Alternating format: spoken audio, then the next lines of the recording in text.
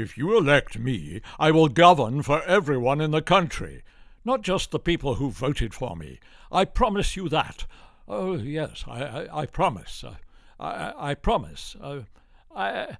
However, well, you see, it's not quite so simple. Look at the wonderful things our party has achieved. Whereas if you followed the other guys, where would you be? Money, well, it costs a lot to get elected, you know. So naturally we listen to those who support us. After all, without them, equality. Oh, well, how you view that depends on where you start from. If you're rich, then of course, and if you're poor, then naturally you...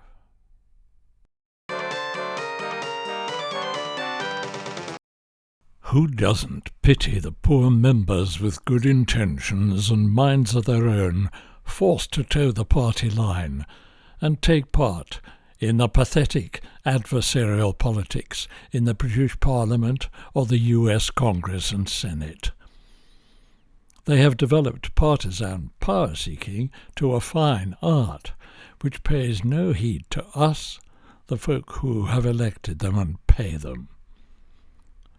The problem is the old-fashioned party system, which breeds dissent and division and forces everyone into camps, claiming they have all the answers and the others are enemies to be hated.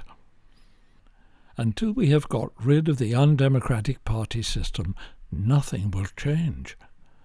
Forget hopes of proportional representation, I'm afraid. The current major parties will never agree to it, because they would never get power again. Imagine what would happen if we had secret votes in Congress or Parliament in every case. Imagine how things would change if members had a fixed term of 8 years and could never be re-elected. Imagine giving all members equal power and pay, with no Prime Minister, President or Cabinet, and all decisions on policy put in the hands of the select committees. All these things could be introduced now by independents calling themselves Concensus, with no policies except the goal of ditching parties and seeking the election of vetted candidates, folk who are morally valued, who have education, experience in local government, and the ability to communicate and get things done. If you think that's pie in the sky, try imagining that things will be any better with a change of party and government at the next election.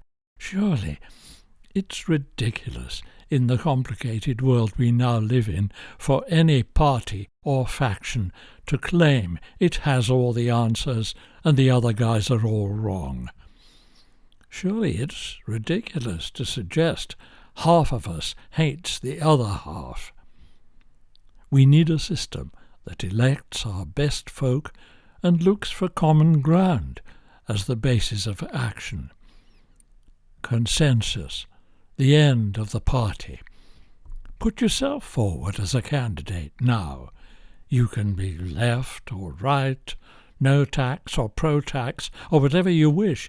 You just have to be seeking fruitful compromises and honourable consensus. Now.